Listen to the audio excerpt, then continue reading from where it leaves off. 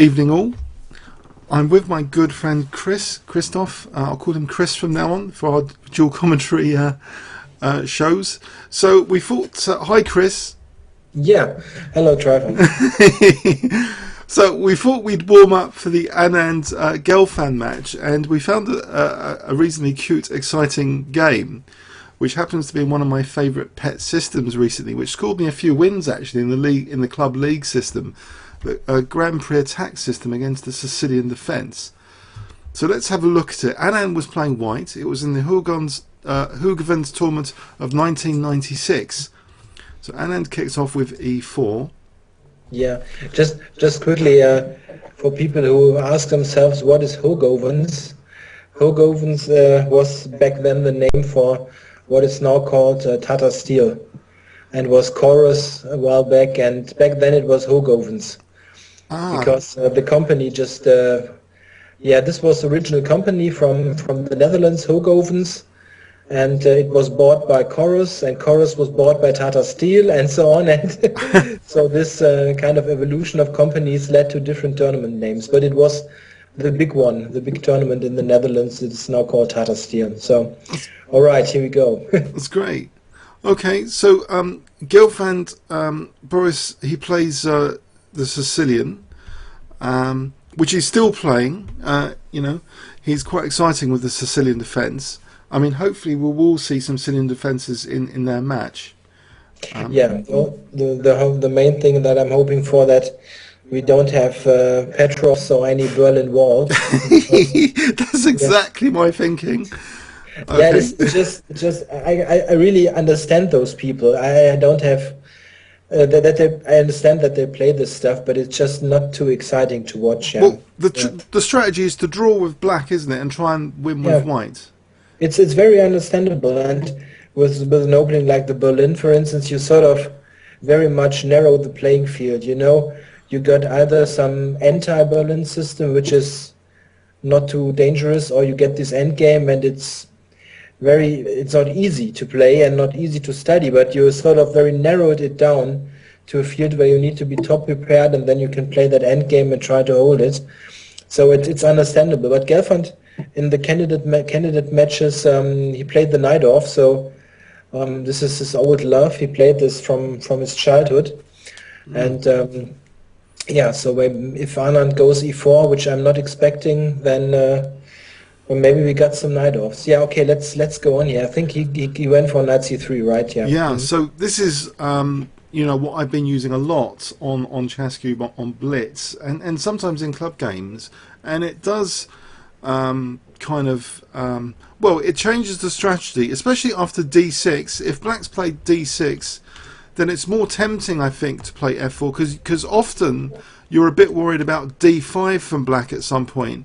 And it wouldn't be in one go, would it, d5, if black's already committed to d6. So f4, maybe you're not so worried about the central counterplay.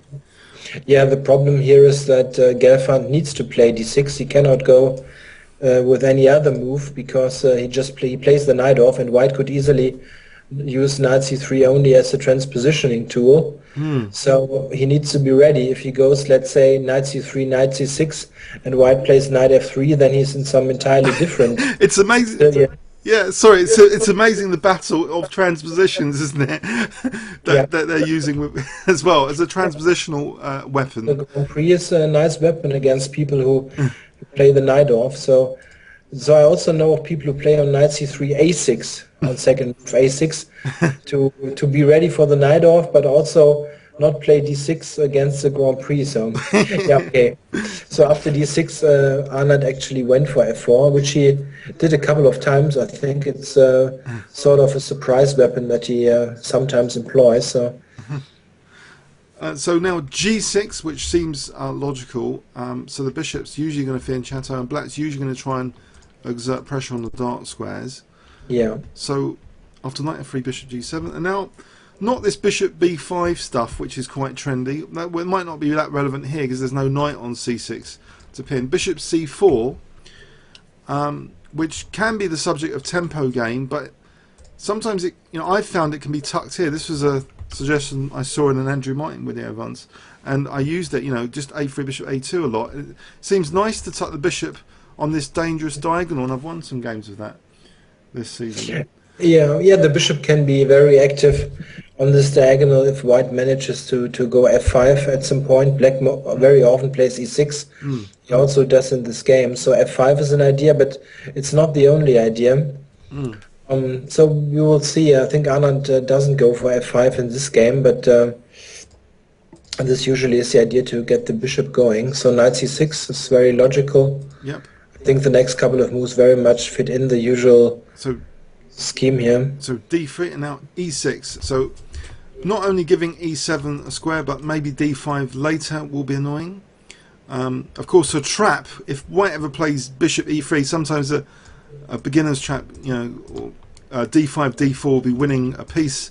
So white has to be careful where he puts his pieces because of this d5 possibility in the centre. But for the moment, castles, knight g e7. Okay, so now, I'd be tempted to play a3, but this is a beautiful manoeuvre, I find, this queen e1. I find it often... I feel a bit ashamed, to be honest, Chris, to play like this too often. It's crude, but, it often gets the mates going. Because this bishop's often dangerous on the soft spot, and you're going for another soft spot from the h4 location. But I do find a sort of guilt to play so crudely. I don't know if you ever experienced that.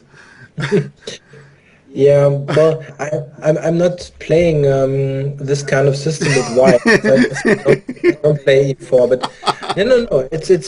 no. I'm getting to point here.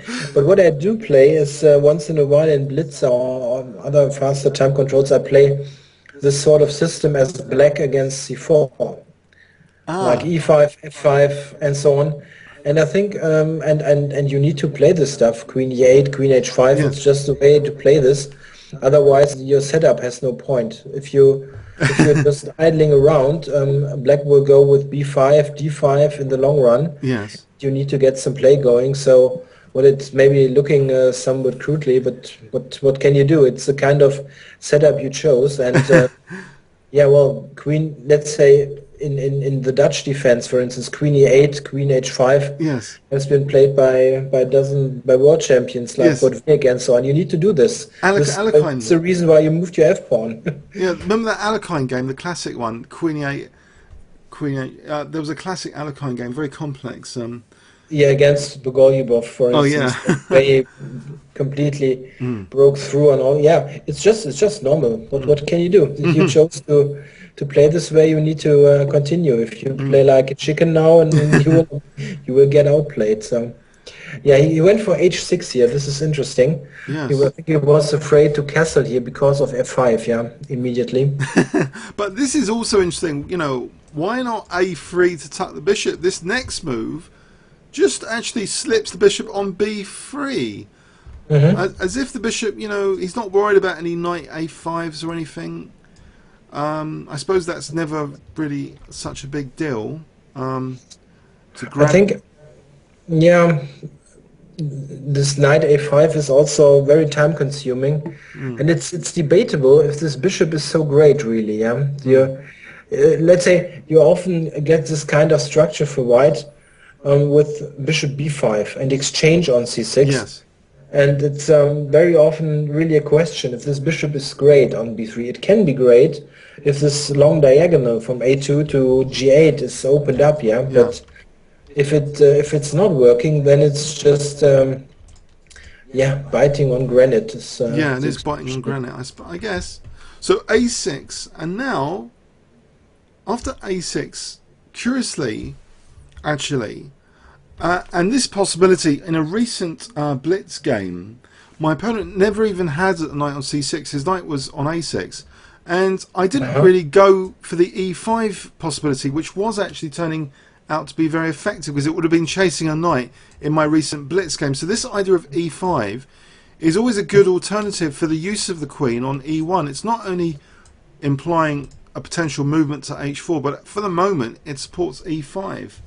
And he actually plays e5 here. So it is logically supported. Okay, even though black's got a lot of pressure on e5. And even though it seems to potentially give up this f5 square, that's quite interesting. And actually, that f5 square is used now, knight f5. Yeah, yeah. Well, it's as usual. In order to get something, you have to give something. This usual thing in chess. Or you only get things for free if your opponent really plays badly. So, yeah. But often, if people are getting a juicy knight to f5, I guess you've got to go for the dynamic play if they're getting very good knights. But yeah, but you get a good knight also on e4, and yes, yeah, and the knight on e4 has some nice targets as well. I think. Yeah. If I'm not mistaken, this knight is the crucial piece of this game. Right. Later, and what I was wondering, just briefly, instead of knight f5, which is a logical move, what happens if black just plays d5, trying to completely blunt this bishop? Yes. It doesn't look that inspiring, does it? Yeah, I was just thinking, does white have something great here? If everything else fails, you can play a move like knight e2 and then c3 and d4. Yeah? That's exactly what I was thinking. Knight e2, c3 and d4. And maybe put the bishop on this diagonal later. Yeah, everything else fails. Just what might be an idea, but what I'm not sure of. Yeah, knight a4 I guess is stupid because of c4. I was just thinking if you could immediately maybe attack the c5 pawn, but knight a4, black has got c4, I think. Oh, right, yeah, that doesn't look too natural, knight a4. But yeah, you might, I don't know, yeah, c5, yeah. Yeah, it's just nonsense because of c4. Yeah, maybe just knight e2, or maybe what you can think of is queen f2, and then this maneuver, maybe queen f2 to provoke b6 first. Yeah. And then knight e2 might maybe an idea, but I think black has this way also a bit killed his c8 bishop, so yeah, 5 might not be brilliant, but just to mention it. Yeah. Okay, knight f5. I think considering the planned length of this video, yeah, we're going to aim for about half an hour, I think, because just in case there's any communication issues via Skype. This is a Skype-based dual commentary, so hopefully. Okay, things are going well so far. Anyway, so king h1 now. So coming away from that potentially sensitive diagonal, what are the functions of king h1 here? Yeah, the diagonal is also, there's also one concrete thing.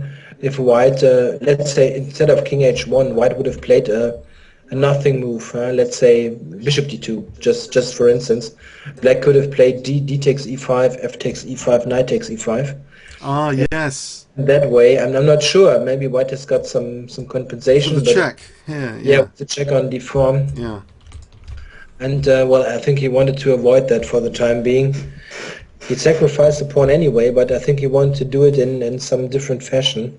King h1, I think, is necessary anyway. These checks are just too annoying. So now knight fd4, celebrating black's control of d4. And I guess one point of the bishop here as opposed to here is that c2 is automatically being protected by the bishop on b3. Yeah. So that's not a problem. So now white doesn't have to worry about c2 and can play knight e4, putting pressure on d6 and c5 and f6. So it is quite a strong knight white's game set up for, that knight on e4. Yeah, I think black now is forced to take this pawn. What he does in the game, he cannot tolerate a knight on d6, so he needs to capture the pawn now on e5. He plays actually knight takes f3 in this position, attacking the queen. And then capturing e5. I think it's a must. He cannot. I think if knight takes d6, queen takes d6 maybe, and then knight takes queen. So yeah, this would be a nice cop-out for black. But no, Anand just takes on f3 now, and now black is offered that pawn as a gambit for a moment, or is it? So d takes e, but c5 is now loosened, and so we have f takes e, with not only a big threat of knight f6, but maybe knight d6 and knight c5, but so the knight's exerting big influence. Black takes the pawn now on e5. Yeah, well, what could he do? He cannot allow knight d6 or knight f6, which terrible. Yeah, bishop takes here. I wonder, bishop takes here. Is that a possibility? Maybe knight takes c5, do you think?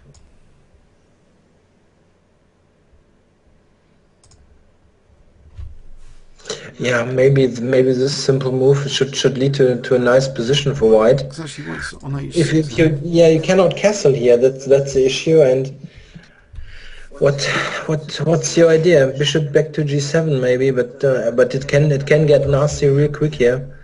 Let's say bishop e5 and let's say bishop g7, and then you might be able to sacrifice already on e6. On e6. Yeah, maybe. I'm not really calculating here, but it's close. Or rook f7 is also something to consider. Yeah. Rook f7, king f7, knight e6. You cannot take. That's mate, and you need to move the queen now. Cool. This is some nice discovery. I'm not sure if it's working, but it looks very dangerous. Yes. So, okay, there's a big danger in black. Okay, so what he does is knight takes e5. And then we see the rook just simply retreating to f1. Just being a pawn down here for a moment. Yeah, but it's difficult. What White has some easy ideas here to improve. Actually, Let's say if black castles, isn't there bishop takes h6? Because if it takes, then you got knight f6 check, and then queen takes e5. That's a possibility, isn't it? Bishop takes h6. Yeah, maybe this is possible instantly, right? Yeah, you may be right. So I think maybe that's why. I don't know if we want to engine check that, but maybe that's why that explains this next move, g5. I don't think we need to. You're right. Yeah, this is just okay. Black is pretty much toast, I think. After castle, what can you do? You're threatening also bishop takes g7 with a straight win, and if he takes, this looks terrible. Yeah, you're right. You cannot castle. So that's probably explains this weird g5 then. So g5. Yeah, exactly. And now we see queen g3, so pressure is being exerted more. And it's unpleasant if black's going to put the king on g8, but he does put the king on g8, he does castle.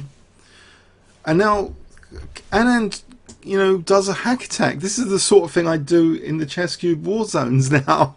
This next move. Yeah, but it's...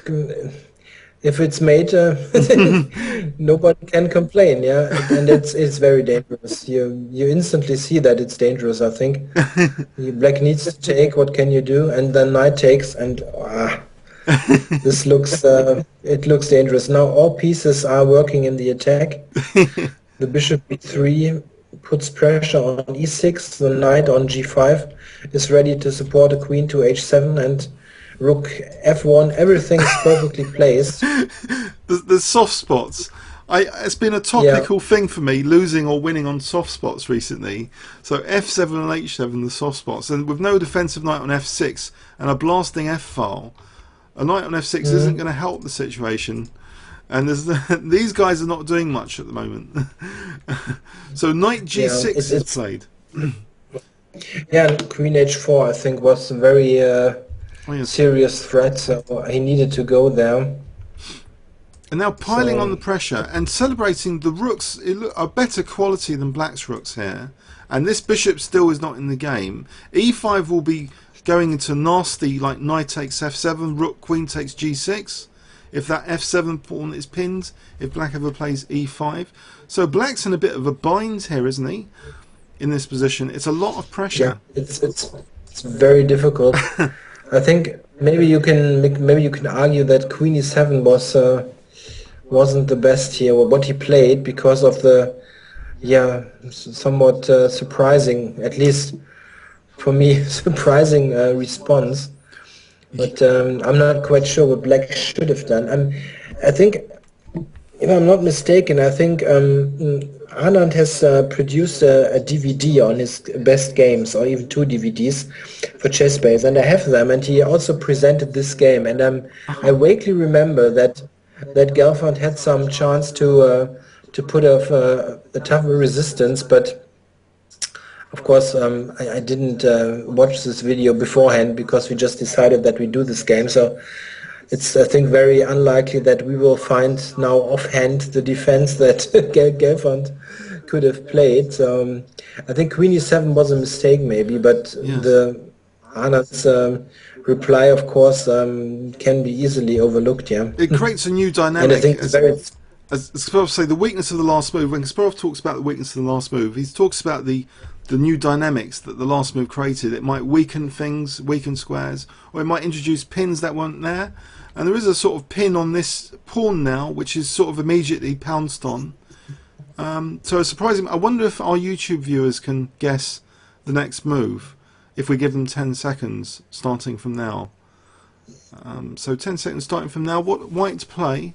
What did White play here? Okay. White played Rook F5, so he's exploiting that pin on the E6 pawn. And what's the immediate threat, though, introduced with Rook F5?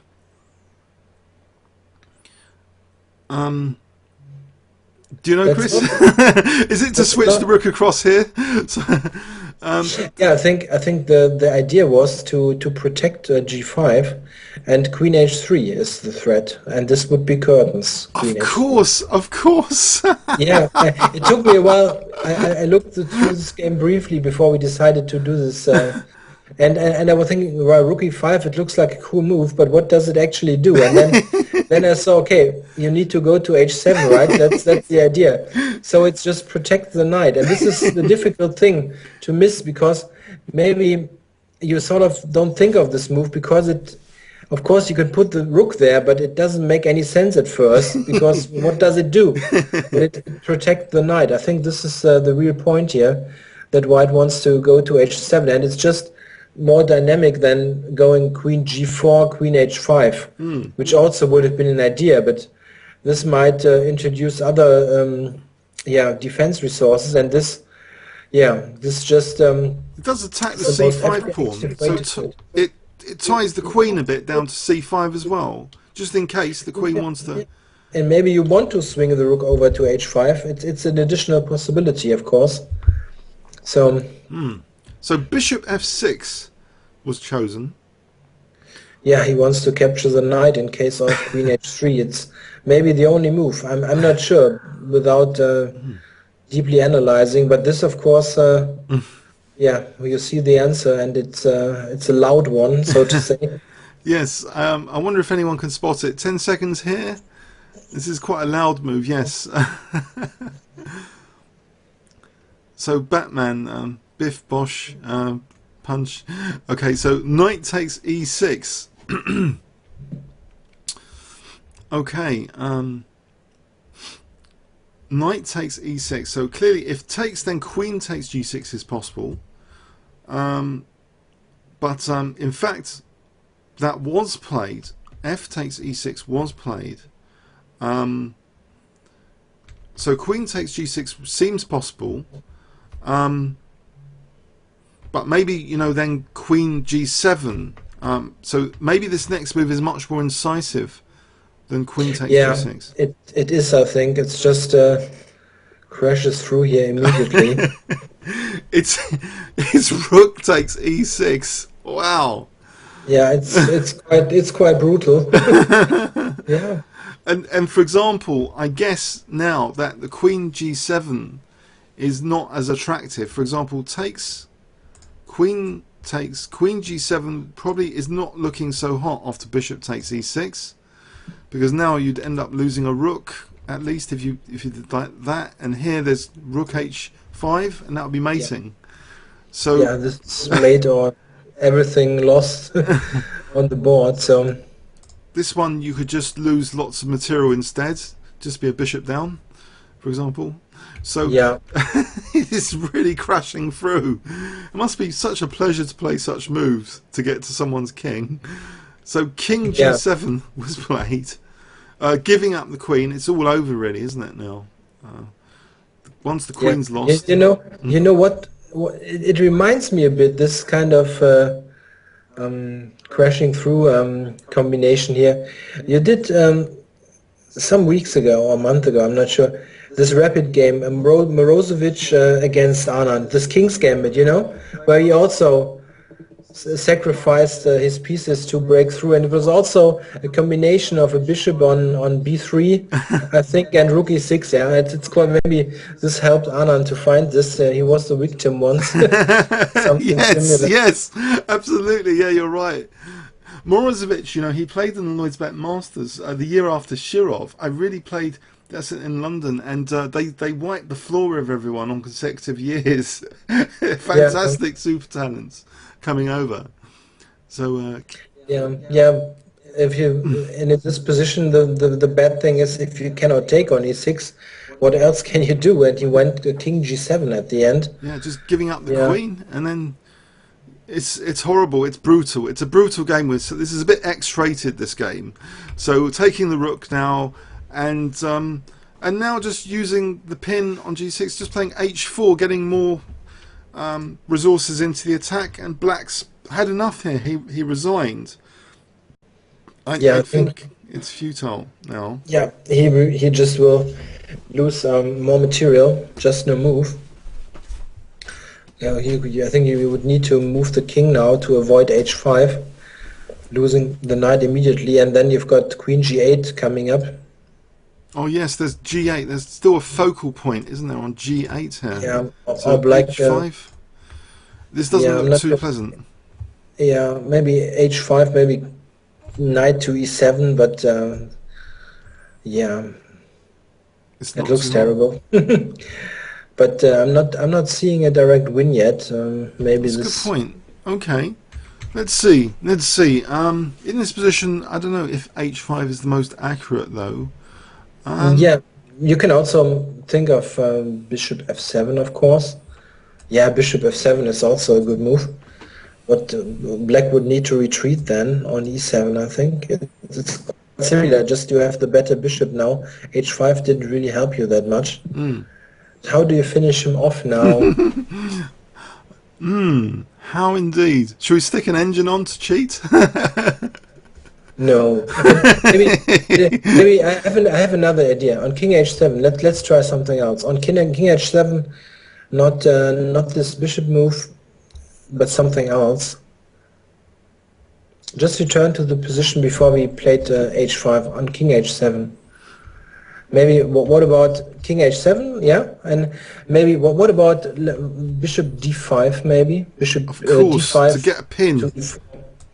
Yeah, and if he goes bishop f5 now, you maybe have queen g5 or something. This looks like Yes.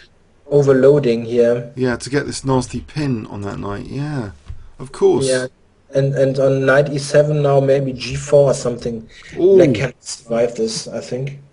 g4. Yeah, things are falling to bits here. It takes check and then take the knight. Yeah, something like that. You need to use your resources here, h4, g4, to win another piece. From material point of view, it's not that clear. Yeah, if black would have some coordination of pieces, but it's just some heap of stuff he's got there. It's not coordination. So But Kasparov considers these as sort of pieces when they're near the opponent's king.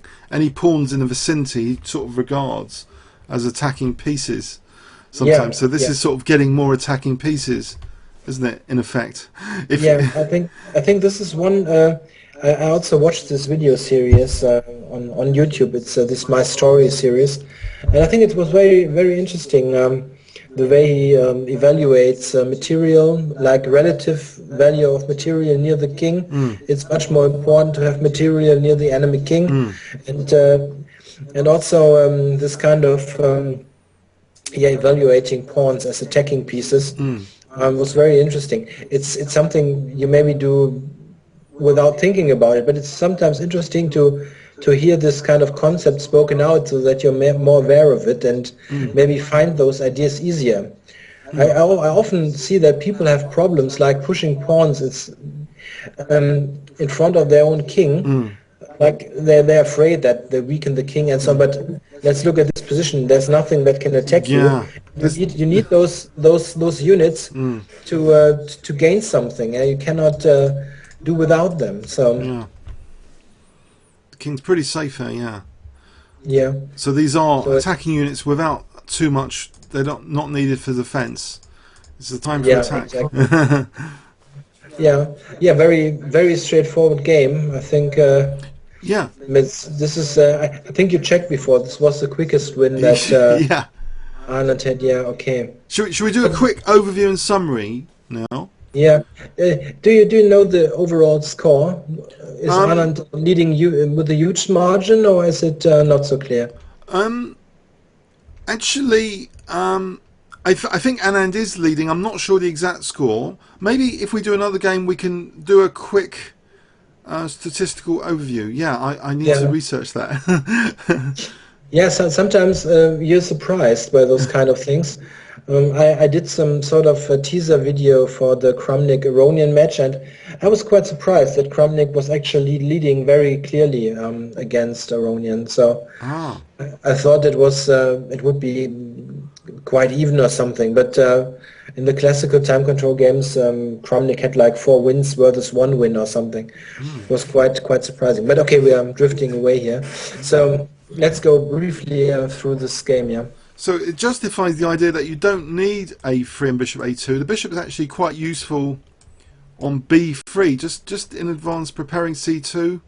It seems that dropping the bishop back to b3 also carries with it some venom. And the queen is not necessarily needing to be repulsed. It can just sit on e1 to support e5.